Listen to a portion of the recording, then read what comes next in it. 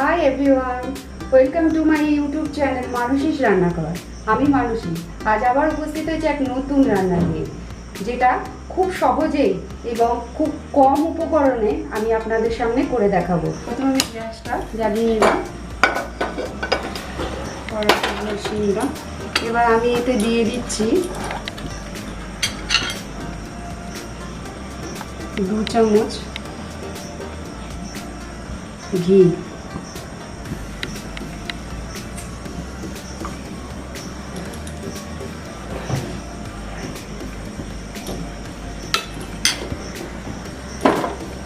ঘিটা গরম হলে আমি এখানে যে 1 কাপ দুধ নিয়েছিলাম সেই দুধটা দিয়ে দিচ্ছি।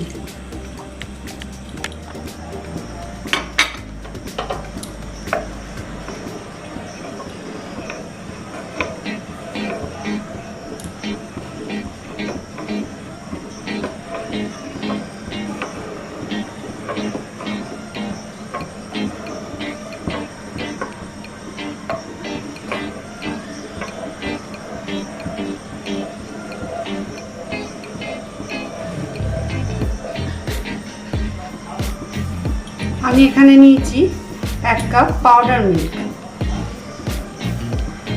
দুধটা অল্প অল্প গরম হলে আমি এই পাউডার মিল্কটা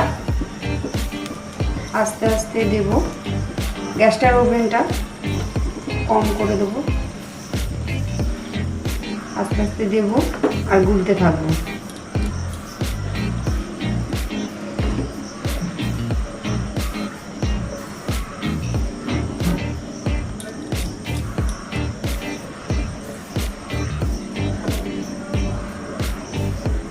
ভালো করে গুলে দিতে হবে, দেখতে হবে যাতে কোনো দানা দানা না থাকে।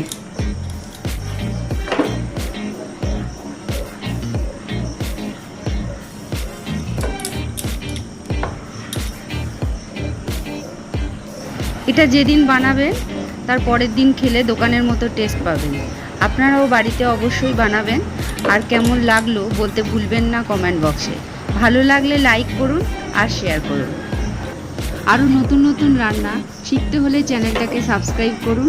আরও নতুন নতুন রান্না মিস করতে না চাইলে বেল আইকন প্রেস করুন।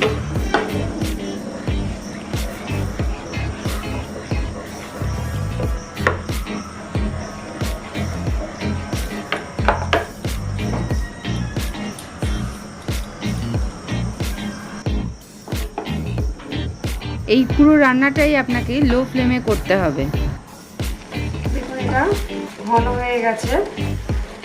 এইবার আমি এতে 1 বাটি চিনি, 4টে এলাচ গুঁড়ো করে রেখেছিলাম, মিক্সিতে গুঁড়ো করে নেবে, নিয়ে এটা দিয়ে দিতে হবে। দিয়ে আস্তে আস্তে এটা নাড়তে হবে।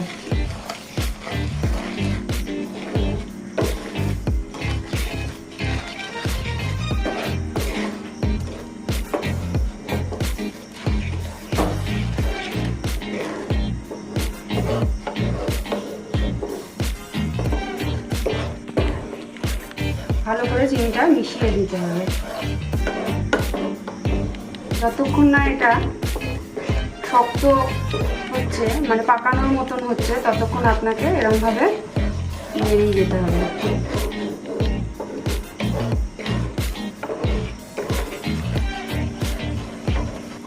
পনেরো মিনিট ধরে নাড়ার পর দেখবেন এটা এরকম এরকম শক্ত হয়ে আসবে আর কড়া থেকে ছেড়ে ছেড়ে যাবে। তখন বুঝবেন আপনার এটা হয়ে এসছে।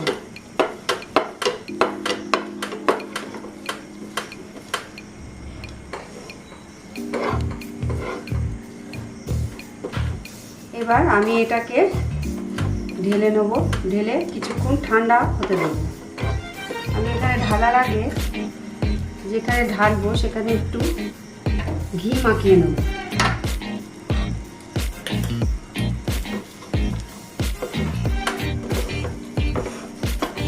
এবার আমি এটাকে ঢেলে ঠান্ডা হতে দেব। ঠান্ডা হলে তারপরে আমি গুজিয়া সার্ভ করব।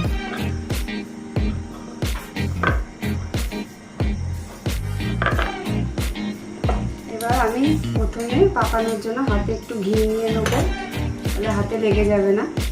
তারপরে এরকম গোল শেপ করবো, এরকম পাকিয়ে নিয়ে লম্বা লম্বা করবো। তারপরে প্রদীপের মতো শেপ দেবো। প্রথমে আরেকবার আমি দেখিয়ে দিচ্ছি পাকানোটা। প্রথমে এরকম গোল করবে, তারপরে এটাকে এরকম করে লম্বা করে নিয়ে প্রদীপের মতন এরকম ঘুরিয়ে শেপ দেবেন। বেশি ঠান্ডা করলে হবে না, কিন্তু অল্প অল্প গরম অবস্থায় আপনাকে পাকিয়ে নিতে হবে, নাহলে কিন্তু আপনারা পাকাতে পারবেন না।